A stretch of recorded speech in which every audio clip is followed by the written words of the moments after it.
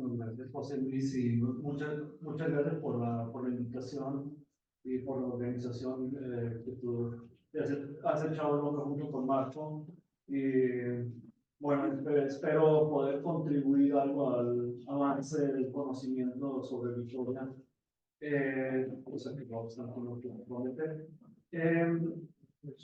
Desde luego, en la medida en que he estado avanzando en mis trabajos previos para mis preparativos para este congreso, y hasta ahora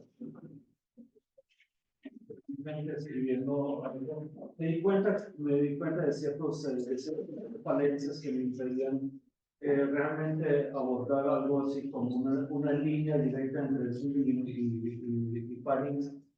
Y espero que lo pueda aclarar a continuación. Entonces, desde mi punto de vista, tratar de articular un eje geográfico entre los lugares en el plano teológico filosófico es complicado, y el mismo Michael Oberman, el que lo expresara en una de sus obras, que en realidad uno debería más bien fijarse en los aspectos, digamos, de orden filosófico, doctrinal, que motivan ciertos aspectos del pensamiento de un autor, y no tanto obstinarse con que hubiera algo así como un genius loci en todo eso que permitiera hacer eso. Entonces, lo que voy a hacer a continuación es un poco, pues después de haber aclarado el engaño de Jason Bigfield, es tomar a Gabriel Bill, sobre todo como un autor bisagra, tal vez, que media entre tendencias del corte nominalista y la Universidad de París, pero lejos de ser el único, pues es uno entre muchos, y yo espero mostrar eso. Inicialmente, tal como lo habíamos hablado al principio, la idea también era traer a colación a otro de los grandes teólogos juristas de la joven Universidad de Tübingen, que era Konrad Summenhag, pero me di cuenta que era prácticamente imposible integrar a ambos pensadores en una sola presentación, y nada más quisiera remitir a un escrito que publiqué hace por más o menos 15 años sobre la relación de Summenhag y Victoria, y concedo que no se me han ocurrido cosas nuevas al respecto, entonces eso queda entonces en el tintero. En Tübingen en particular, Tübingen sin embargo es interesante porque en aquella universidad se encuentran dos de las corrientes principales de la época, pues que en Alemania fueron la así llamada vía moderna, cuyo centro, digamos, intelectual fue Erfurt en el este alemán, y la vía antigua, que es cuyo centro pues, usualmente se considera Polonia. Gabriel Bill, en todo caso, pues se consideraría como moderno, y Summenhag como antiguo, por así decirlo, pero me voy a fijar por lo pronto en el primero. Entonces, tal como pienso el asunto ahora, y yo creo que sería más provechoso en general, pues y también dándole seguimiento a la idea de que estamos más bien como en una fase preliminar de articular ideas y rechazar algunas y asumir otras, de que tal vez sería más provechoso entablar una discusión sobre Victoria y el nominalismo, y ese término pues ya ha sido usado un par de veces el día de hoy, y yo creo que no habrá sido la última vez. Y es ciertamente importante que nosotros reflexionamos sobre qué es lo que significa el nominalismo. Yo creo que en muchas ocasiones empleamos ese término sin darle mayor detalle a lo que son diferentes versiones del nominalismo, cosa que yo no voy a poder hacer hoy, pero nada más quisiera adelantar que yo creo que el concepto del nominalismo pues es suficientemente complejo como para sencillamente pasar por encima de ello y darle una descripción demasiado simplista. Por lo tanto, sería necesario desentrañar la compleja tradición. Eso es parte del desideratum que todavía que Gaia debe. Desentrañar la compleja tradición de la que Bill en particular es parte, pero de la que también de una u otra manera es negativo, incluso Victoria es parte. Y rastrear entonces cómo Victoria usa las fuentes para articular sus propias teorías. Me dedicaré a través de dos ejemplos a este segundo punto. Entonces habría que revisar, por tanto, aquella visión despectiva, como la que es expresada por Villoslada, quien ve en las diferentes corrientes nominalistas solamente un ejercicio de lógica, cito a Villoslada, cuántas disputas fútiles, cuántos logoglifos oscuros a manera de adivinanzas pueriles, cuántas ingeniosidades provistas de solidez y provecho. Bueno, mucho más no se puede decir al respecto, ¿no? Es una forma excesivamente simplista que considera que los pensamientos de corte nominalista no son sino el síntoma de una enfermedad intelectual y que son principalmente un indicio del declive del pensamiento escolástico, cosa que nosotros obviamente vemos frecuentemente en autores neotomistas cuando hablan de autores como Ockham y otros. Yo creo, no obstante, que Vittoria no vio a los autores, a quienes ciertamente critica frecuentemente o los cuestiona, no vio en ellos pues una señal o un indicio pues de esa enfermedad intelectual y que por lo tanto, usando y leyendo y extensivamente comentándolos, sintió que había que discutirlos sin prejuicios y con una sólida base textual. Y así, tomando en serio las propuestas que él encuentra en autores, como, entre otros, como Bill, se propuso encontrar soluciones a temas y problemas que él mismo. Entonces, los dos ejemplos que en particular, también me contradigo un poco el resumen que dio José Luis, trataré meramente de dos aspectos. El primero, el de la imposibilidad de que Dios engañe, y la segunda, que es la imposibilidad de que, pongas entre paréntesis, la imposibilidad de que Dios otorgue la gracia sin mérito. Y ahí, basándome desde luego en uno de los textos recientemente publicados por Idoia.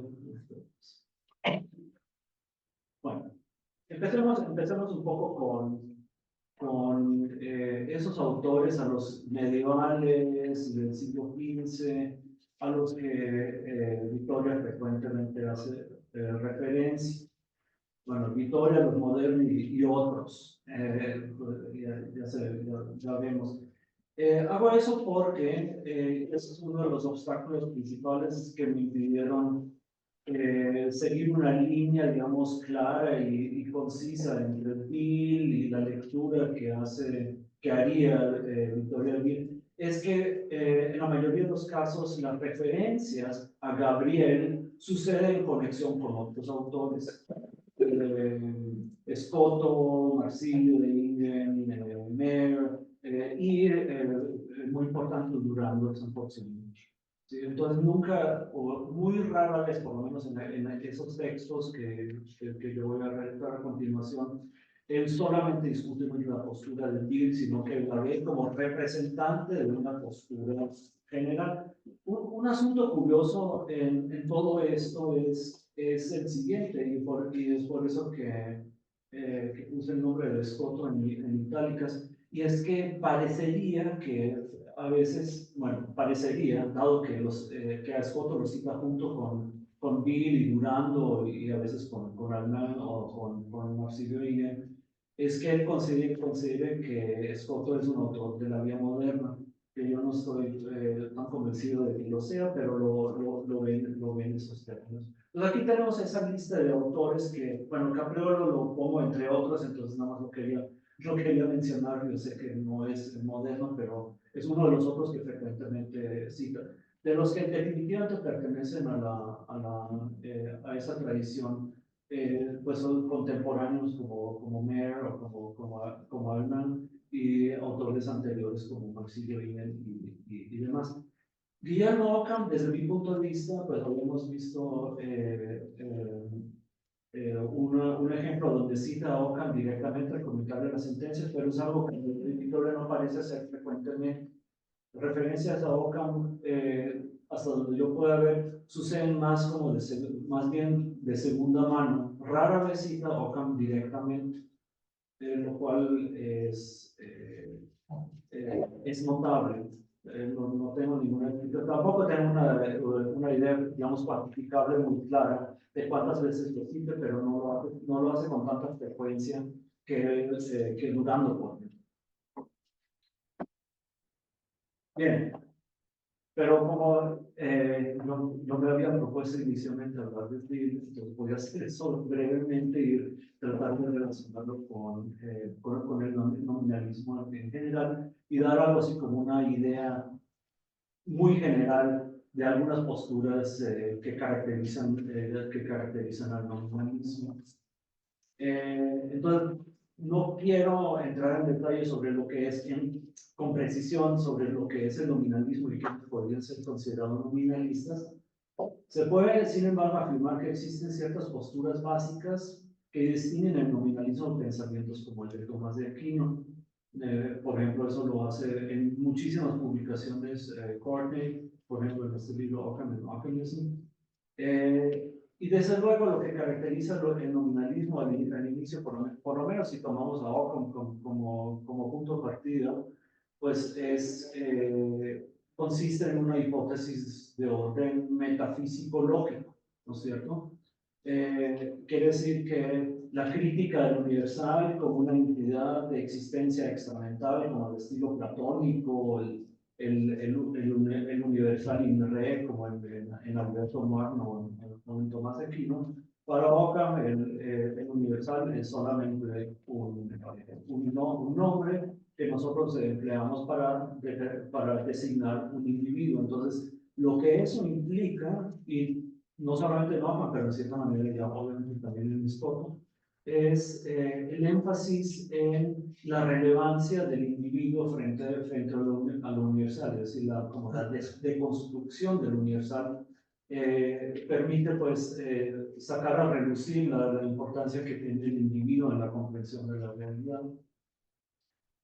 Lo que también de una manera muy importante caracteriza el nominalismo en general es una, digamos, una concepción voluntarista de la acción, ¿no? que emana principalmente de Dios. Dios no hace las cosas porque son buenas, sino que son buenas porque Dios las hace, ¿no? Esa es principalmente la idea detrás de eso. Y finalmente también pues, la idea de una teología principalmente fideísta, de que se asume principalmente a través del acto mismo. Entonces, Bill, yo lo tomo aquí como bisagra o como representante, es entonces, pues dado que es un autor de la segunda mitad del siglo XV y que se nutre también de fuentes muy diversas, es transmisor de un nominalismo ecléctico y cuyo punto de referencia principal es Ockham. Y frecuentemente en el colectorio, pues que es un comentario aquí a las sentencias, él a veces cita extensamente y directamente y sin ningún reparo a Ockham, tratando de dar a entender que lo que hace aquí es seguir una línea que él considera esencialmente correcta. Okay. Entonces,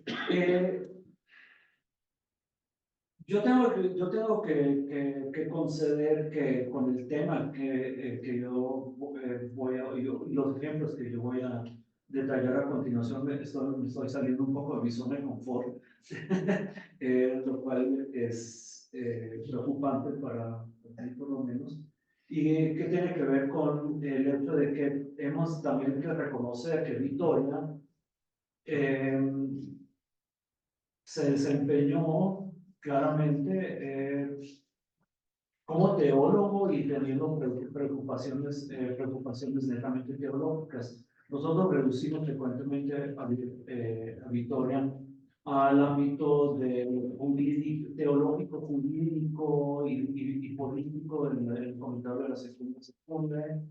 Pero no obstante, y tal como nos lo demuestran los volúmenes editados por Bedoya y su Sarmiento, pues nosotros tenemos que reconocer que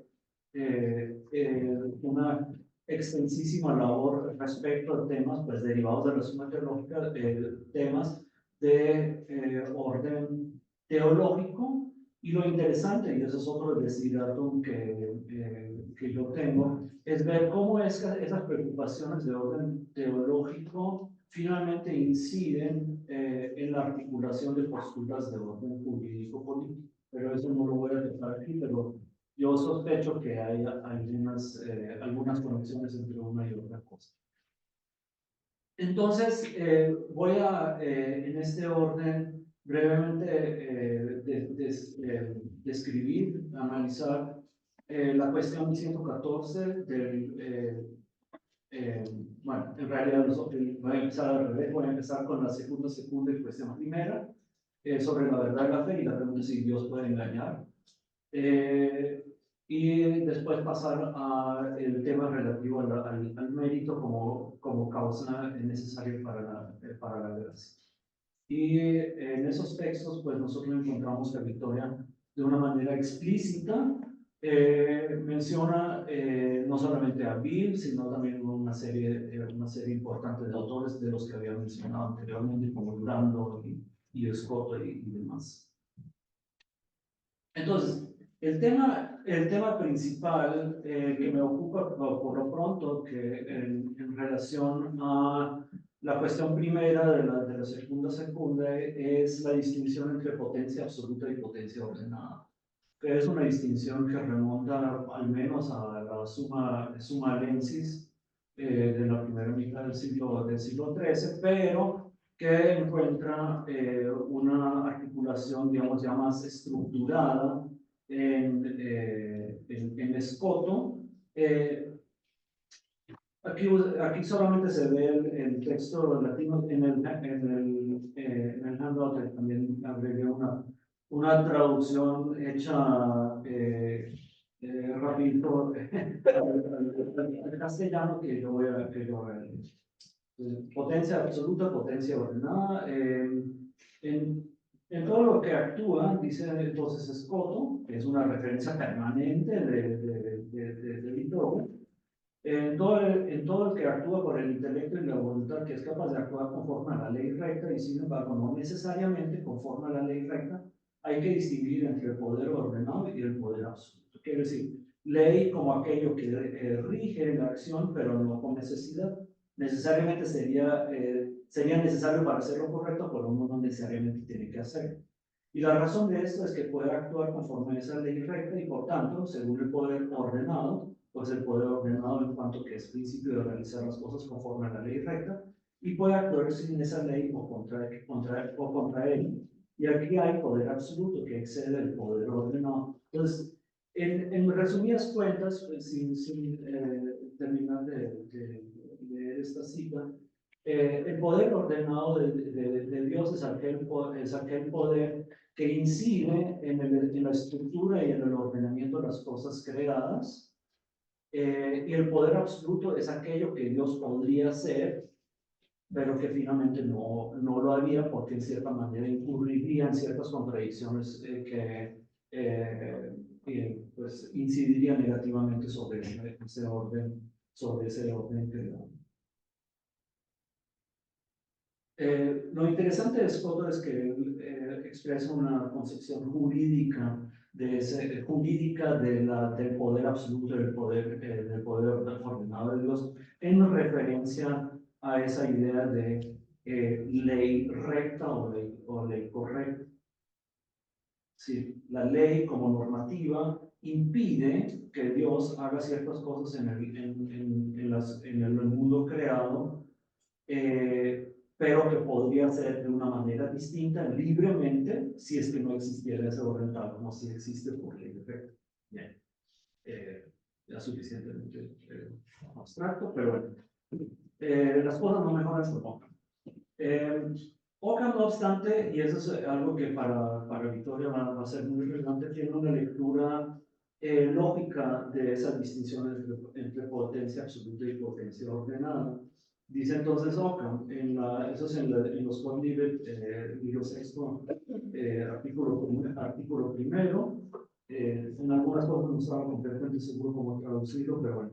Dios puede hacer algunas cosas por potencia ordenada y otras por potencia absoluta. Esta distinción no ha de entenderse de tal manera que en Dios realmente existan dos potencias de las cuales una esté ordenada y la otra sea absoluta, porque en Dios existe una sola potencia que es Dios mismo. Tampoco puede entenderse que Dios pueda hacer algunas cosas ordenadas y otras absolutamente, pero no ordenadamente, porque entonces nada puede hacer de manera desordenada. Pero nada puede ser desordenado, parece que hay ciertas reglas que tiene que seguir, pero hay que entenderlo de tal manera que poder hacer algo, pose aliqui, a veces se entiende de acuerdo con las leyes ordenadas e instituidas por Dios, y así se dice que Dios puede hacer algo por potencia ordenada.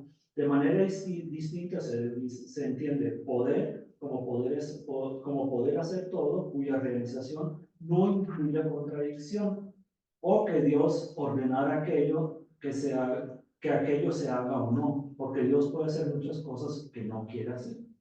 ¿No? Y esa es la diferencia clave aquí entre potencia ordenada y potencia absoluta.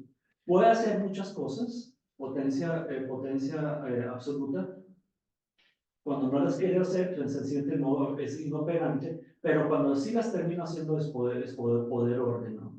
Entonces, Ockham lo que hace es poner el énfasis en ese carácter lógico contrafáctico, para así decirlo, de la potencia absoluta, de que Dios podría hacer todo si no consideráramos ninguna otra característica a la que pudiera apelar. Pero dado que en el mundo creado hay un montón de características que sí tenemos que dar en cuenta, entonces finalmente no las termina haciendo.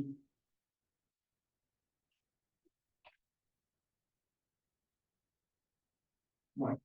Segunda cita de Ockham, que es también del mismo Codlivet 6, pero artículo 2, que pues todo el Codlivet 6 tiene que ver con la pregunta sobre el mérito. Y eso va a tener relevancia para el comentario de Victoria respecto de la cuestión 114. El hombre, dice entonces Ockham, puede salvarse sin la caridad creada por la potencia absoluta de Dios. Entonces acerca de la pregunta si el hombre puede salvarse o no, independientemente de otras condiciones. Esta conclusión se demuestra primero así: lo que Dios puede hacer mediante una causa segunda en el género de las causas eficientes o finales, lo puede hacer inmediatamente per se. Sin embargo, la caridad, cuando fuera una causa efectiva o cuando dispusiera a la vida eterna, sería una causa segunda eficiente o final. Por tanto, Dios a alguien le puede otorgar la vida eterna. Es decir, sin más.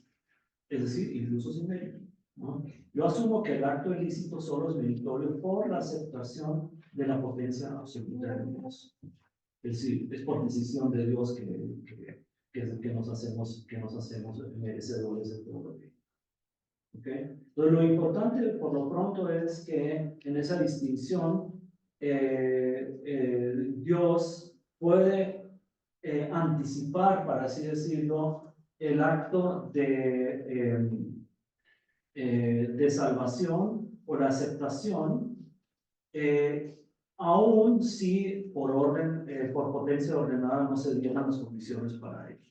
¿sí? Es decir, siempre y cuando con ello Dios no incurriera en contradicciones. Ok. Bueno, Bill, muy rápidamente, y eso tampoco lo traduzco aquí porque es una cita textual de Ockham, que ya tenemos aquí en el handout. Bill, finalmente, en relación a este tema, dice exactamente lo mismo que Ockham. Entonces, vayamos entonces a Victoria. Victoria, entonces, en la cuestión primera, artículo 3 de la segunda secunda, se pregunta si la fe puede estar supeditada a falsedades. Entonces, la estrategia que emplea Victoria aquí es la de aislar los argumentos de ciertos autores, por ejemplo, Bill y Scott y Durando y otros, pero usualmente subsume ciertas estrategias de argumentación a las que se oponen a generalizaciones. Nada más habla de moderno y demás. Ahora, por lo general, entonces dice que, recurriendo a la autoridad de Tomás de Aquino, la fe, pues se tiene que decir que la fe no puede ser falsa, pero hay tres argumentos que podrían poner en peligro este supuesto. Dice, se pregunta si, pues recurriendo a Gregorio Rimini, que es otra de las fuentes importantes nominalistas, se pregunta si Dios puede engañar y hacer que la revelación fuera falsa, ¿sí? Que es una de las posturas que serían necesarias asumir con el aparato conceptual que nos ofrece Ockham. Podría que sea falsa la revelación porque con eso no se estaría incurriendo en ninguna contradicción de orden lógico.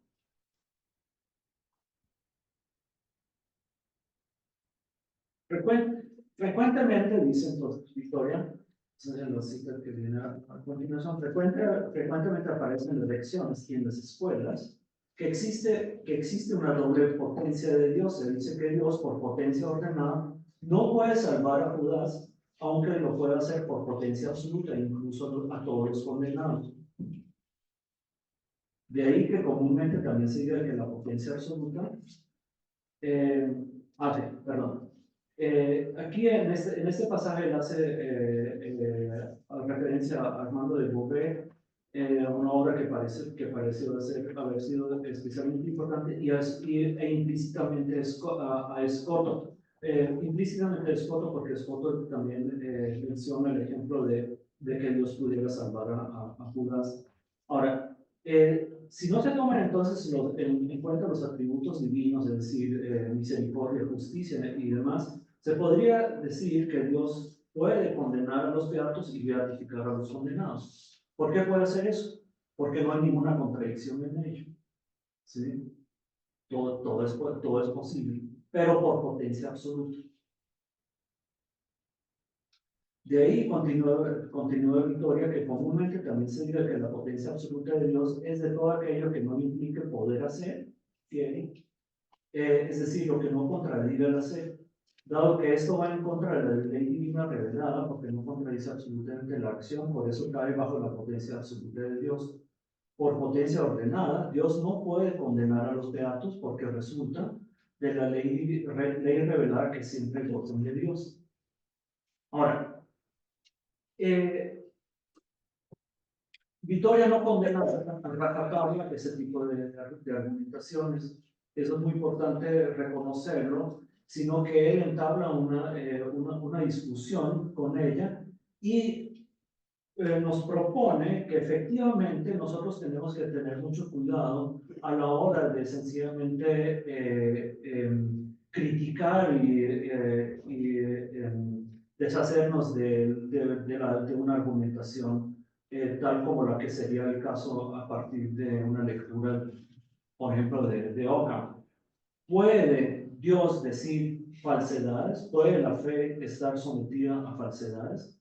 Y Victoria dice, no, eso depende de cómo nosotros lo veamos y lo podemos entender de tres maneras. Primera, Dios puede decir falsedades, pero de manera impropia. Añado que puede afirmar cosas que no sean ciertas, pero no para engañar o para mentir. Segundo, Dios puede accidentalmente engañar también a sabiendas. Es decir, que Dios en algún sentido puede afirmar una proposición sabiendo que los oyentes entenderán otro significado y que serán engañados aunque esta no sea su intención. Sí, pues, por segundo ironía o algo por el estilo. Es decir, haciendo alusión a veces al sentido metafórico de las escrituras, pero por potencia ordenada, y aquí otra vez vuelve al vocabulario que nosotros ya habíamos visto en Scott o en Ockham, por potencia ordenada Dios no puede directamente y por sí mismo o por otro engañar. Es decir, lo que él está diciendo es que por potencia absoluta podríamos decir que hay cabida a una cierta flexibilidad de la verdad que subyace a la fe, pero solo accidentalmente, pero por potencia ordenada, es decir, en relación al orden creado por Dios, Dios no puede engañar de ninguna manera.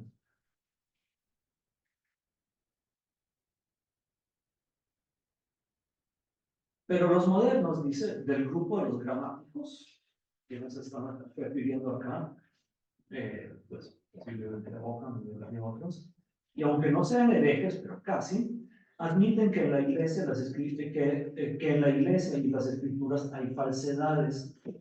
Yo prefiero usar un lenguaje preciso antes de conceder que el evangelista pudo errar por descuido o por cualquier otra manera. Esto no lo creo mientras sea cristiano. ¿Qué es lo que uno ve aquí es que Victoria muy conscientemente se retira de esas discusiones sobre la lógica de lo que es posible, de lo que es imposible, y le da un estatus como de verdad inapelable a las escrituras, independientemente del análisis que nosotros, lógico, en lo que nosotros pudiésemos hacer sobre potencia absoluta y potencia ordenada.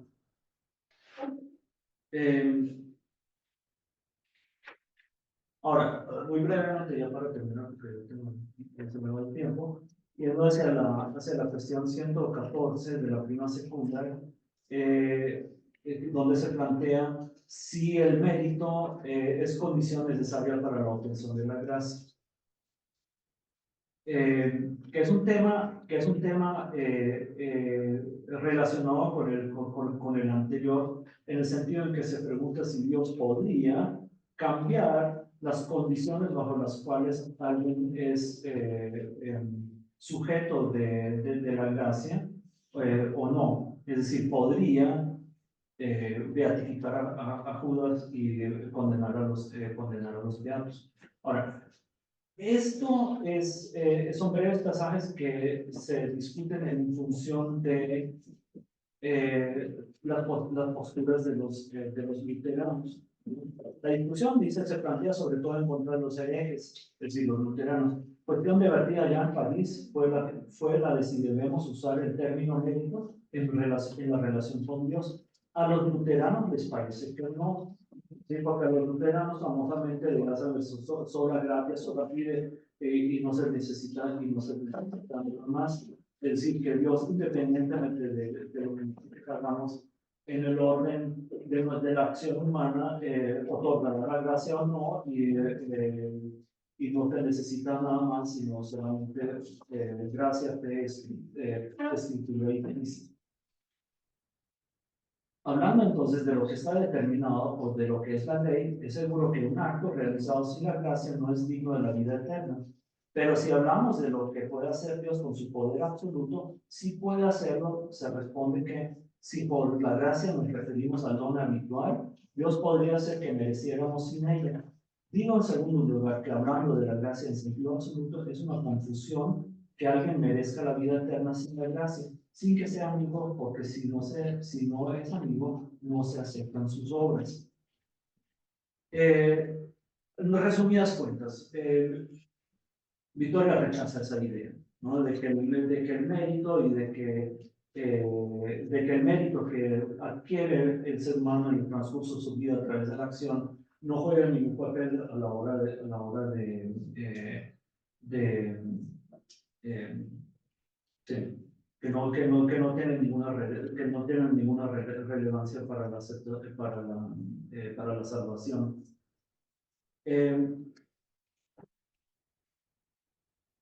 Todo lo que, pues, esos pequeños ejemplos que hemos visto enfatizan, en cierta manera, que Vittoria emplea un vocabulario que proviene de una tradición que posiblemente no sea la que él mismo aceptaría como propia, y sin embargo la emplea como un vehículo para llegar y para afinar sus propias argumentaciones. Entonces, Vittoria no parece rechazar la distinción entre potencia absoluta y ordinata, pero niega muchas de las conclusiones que Ockham, Bill y otros toman por ciertas, sobre todo en relación a afirmaciones que ponen de relieve que Dios, de potencia absoluta, puede hacer todo lo que no estrictamente implique contradicción. Ese es un criterio que para Vittoria parece ser demasiado estricto, y por lo cual él apela más bien a la validez absoluta de la escritura por encima de esa idea de carácter lógico, ¿no? De esta manera, decir que Dios no va a depender de la clase del mérito obedece a esta lógica, pues, la que él rechaza. Vittoria, sin embargo, considera que semejante argumentación contradice una lectura natural de las escrituras y no expresa adecuadamente la necesidad de la conducta humana con miras a las perspectivas de la vida futura. Un análisis lógico, como el de Ockham y de Bill, deja de lado este aspecto fundamental. Es decir, finalmente yo creo que el seguir explorando la relación de argumentación de corte nominalista en un sentido amplio, yo creo que nos va a revelar mucho acerca del método filosófico de Vittoria, y nos va a mostrar que es un autor que, en todo caso, que siempre ha estado abierto a sus fuentes y pues con la disposición de siempre debatirlas críticamente y honestamente. Muchas gracias.